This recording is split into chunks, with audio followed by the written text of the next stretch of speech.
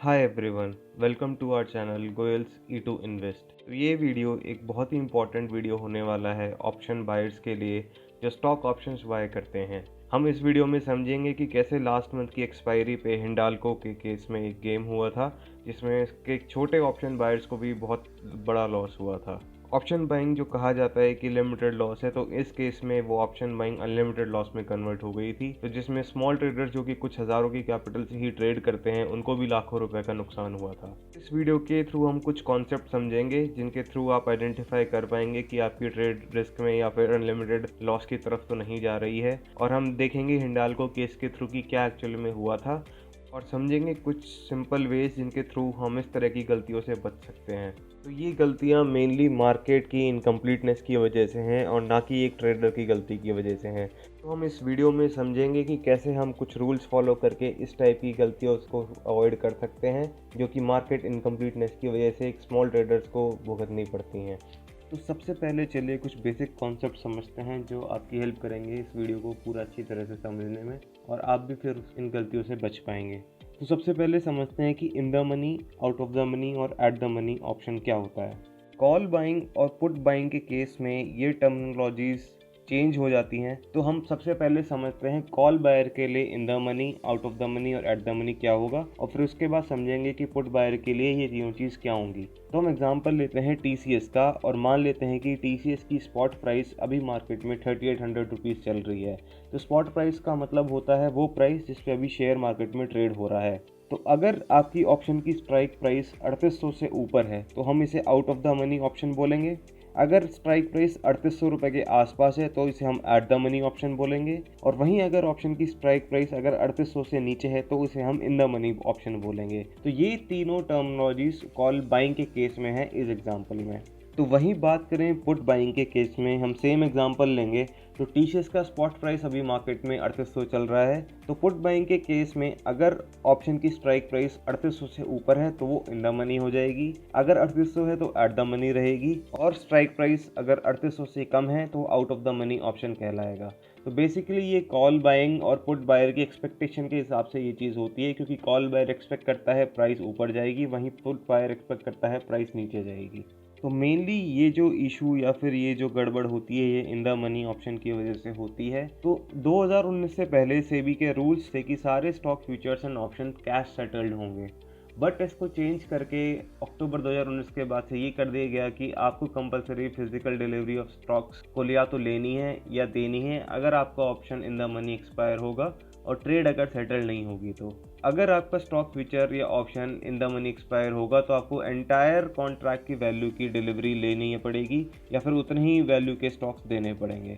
तो ये इशू एकदम से आता है जब आपका out of the money option एकदम से इन द मनी हो जाता है और आपको उस टाइम पे ट्रेड सेटलमेंट करने के लिए कोई भी बायर नहीं मिलता है मार्केट में एक्सपायरी के टाइम पे। तो अब समझते हैं हिंडाल्को के केस में क्या हुआ था दिसंबर 2021 की एक्सपायरी में, जिसकी वजह से जो ट्रेडर्स जो सिर्फ 5 या 10 हज़ार की कैपिटल के साथ ऑप्शन बाइंग कर रहे थे उन्हें भी लाखों रुपए की चपत लगी।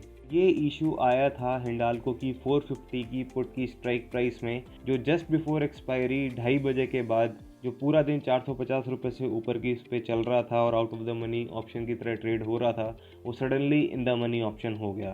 तो जो भी पुट बायर्स थे जिन्होंने 450 की पुट बाय करी हुई थी उनका इसमें मेजर लॉस हुआ, और लॉस का रीज़न ये था कि जैसे ही ये ऑप्शन इन द मनी हुआ इस ऑप्शन को सेटल करने के लिए कोई भी बायर नहीं था मार्केट में। तो बायर के ना होने की वजह से ये लोग अपनी ट्रेड सेटल नहीं कर पाए और इन्हें अपनी फिजिकल डिलीवरी देनी पड़ी शेयर्स की।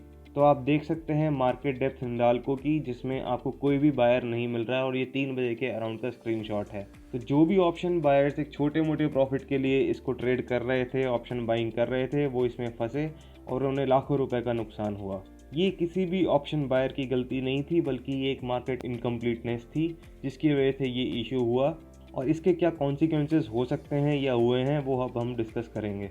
तो इसके कॉन्सिक्वेंसेस जो हुए वो ये थे कि जो ट्रेडर्स 450 का पुट बाय करके बैठे हुए थे वो अपनी ट्रेड्स क्लोज ही नहीं कर पाए, और उन्हें इस ट्रेड्स को क्लोज ना करने की वजह से as per the rules compulsory delivery देनी पड़ी स्टॉक ऑप्शंस की एक कॉन्ट्रैक्ट के बराबर के हिंडाल्को के शेयर्स की। तो मान लेते हैं अगर किसी ऑप्शन बायर ने हिंडाल्को का एक लॉट 3 रुपए में भी बाय किया था तो उसकी कैपिटल थी इसमें लगभग 3300 रुपए, और वहीं अब इस ऑप्शन बायर को जब इसकी डिलीवरी देनी पड़ी तो इसको एक लॉट के लिए रफली अराउंड 5 लाख रुपए के शेयर्स बाय करके डिलीवरी देनी पड़ी। तो इस तरह से जो स्मॉल ट्रेडर था उसे भी 1 lakh worth of shares deliver करने पड़े। अब इसका फर्दर कॉन्सिक्वेंस क्या हो सकता है कि मान लीजिए अगर उसके पास डिलीवरी के लिए पैसे ही नहीं है तो उस पर अब लगेगी शॉर्ट पेनल्टी, और ये चीज़ जाएगी अब ऑक्शंस में जो कि T+3 डेज पे सेटल होगी। और T+3 डेज तक अगर स्टॉक प्राइस में कोई भी मूवमेंट आया तो वो उसके लिए और लॉस होगा। बात करें हिंडाल्को की केस की तो इसमें स्टॉक प्राइस अगले दिन ही 5% ऊपर मूव हो चुकी थी। तो आप देख सकते हैं कि एक जरा सी गलती की वजह से एक ऑप्शन बायर जो कि स्मॉल क्वांटिटी में ट्रेड करते हैं उनको उसका कितना नुकसान हुआ। अब ये चीज़ अनलिमिटेड लॉस इसलिए बन जाती है क्योंकि आप इसको प्रेडिक्ट ही नहीं कर सकते कि आपका टोटल लॉस कितना होगा उस पर्टिकुलर टाइम पे। ट्रेड जब ऑक्शन में सेटल होगी जब भी आपको पता लगेगा कि आपका लॉस कितना हुआ। तो अब हम समझते हैं कुछ सिंपल रूल्स जिनके थ्रू आप इस सिचुएशन को अवॉइड कर सकते हैं और इस तरह की गलतियों को जो कि मार्केट की इनकम्प्लीटनेस की वजह से होती हैं आप अपनी कैपिटल को बचा सकते हैं। तो इन रूल्स को जानने से पहले हम बता दें कि मान्यवर IPO का डिटेल रिव्यू हमारे चैनल पे अपलोड हो चुका है जिसका लिंक हम डिस्क्रिप्शन बॉक्स में डाल देंगे, और हमारी BTST चैलेंज 20,000 की सीरीज़ के भी वीडियोस हमारे चैनल पे अपलोडेड हैं जिनमें एक हमने अच्छा रिटर्न जनरेट किया है इस महीने में। तो आप उन वीडियो से हमारी स्ट्रैटेजी समझ सकते हैं जिनके थ्रू हम एक महीने के अंदर 140% से ऊपर का रिटर्न जनरेट कर पाए हैं। तो बात करें अगर कुछ सिंपल रूल्स की जिनके थ्रू हम इससे बच सकते हैं तो आपको सबसे पहले अपने सारे ऑप्शन बाइंग की ट्रेड्स को स्क्वायर ऑफ कर देना है एक्सपायरी डेट से 3 दिन पहले ही। इस रूल्स को स्पेसिफिकली उन लोगों के लिए और भी ज़्यादा इंपॉर्टेंस हो जाती है जिनका stock option at the money है या फिर इन द मनी होने वाला है। तो आपको ये करना है कि अगर आपकी एक्सपायरी 30 को है किसी महीने की तो आप कोशिश करिए कि 27 तारीख तक ही इसको क्लोज कर दें, चाहे आप प्रॉफिट में हो चाहे आप लॉस में हो। कई बार एक छोटा लॉस भी एक बहुत बड़ा लॉस बन जाता है जैसा कि हिंडाल्को के केस में हुआ जिन्होंने भी इस पुट ऑप्शन को होल्ड किया था। दूसरा रूल जो होता है कि आप हमेशा लिक्विड स्टॉक ऑप्शंस में ही ऑप्शन बाइंग करें, और इसके लिए सबसे बेस्ट होता है निफ्टी की टॉप 30 कंपनीज मार्केट कैप के अनुसार। तो इन कंपनीज में लिक्विडिटी हमेशा रहती है। इन कंपनीज में इस तरह की इनकम्प्लीटनेस हमें जनरली नहीं दिखती है।